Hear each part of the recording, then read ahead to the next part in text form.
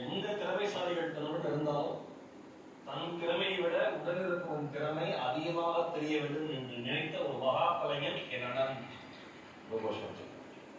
ரோபோனுடைய உழைப்புங்கிறது எப்பயுமே பிரமிப்புக்குரிய ஒரு உழைப்பு. எதையாவது ஒரு புதுசா பண்ணணும், ஏதாவது கத்துக்கணும், வாய்ஸ் எப்படி இருக்கீங்கன்னு கேட்கறது, பாடி லாங்குவேஜ் கேட்கறது, எல்லாமே அவன் கத்துக்கிறது ரெடியா இருக்காரு.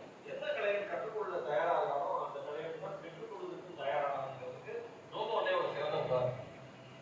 மெல்ல மெல்ல சின்ன சின்ன வேலைகள்ல பர்ஃபார்ம் பண்ணிட்டு இருந்த ஒரு மனிதன் சின்னத்திரை விற்கப்பட்டதுக்கு அப்புறம் அதுல சின்னத்திரையினுடைய கதாநாயகனா மாறினதுக்கு அப்புறம் உலகம் முழுக்க தமிழர்கள் கொண்டாடுறதுக்கு அப்புறம் அப்படி அடுத்த இலக்குங்கிறது ஆயுஷா சினிமாவால மட்டும்தான்.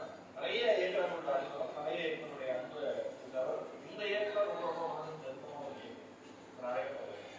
சிறந்துறை ஆசைப்பட்ட வாரகுமாரா சிங்கப்பூர் சலூர் ரோபோனோட ரொம்ப நெருங்கிய மனிதர். சிறந்துறை ஆசைப்பட்ட வாரகுமாரா ரோபோனை காமிச்சிட்டு தான் நல்லா இருக்கும். ஒரு இயக்குநருக்கு தான் ஒரு கலைஞனுடைய ஆகச்சிறந்த பலமும் ஆகச்சிறந்த மனிதமும் தெரியும். ஒரு பலத்தை அவ்வளோ அழகாக காமிச்சேன் அன்பு சகோதரர் இயக்குனர் ரோபன் அவர்களை அன்பு அழைக்கிறேன்.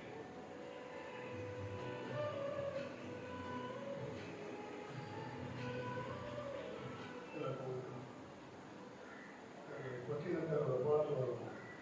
ஆடுகின்ற ஆட்டமும் ஓடுகின்ற ஓட்டமும் ஒரு நாள் ஓயும் போது கூடுகின்ற கூட்டம் சொல்லும் நீ யாருங்க.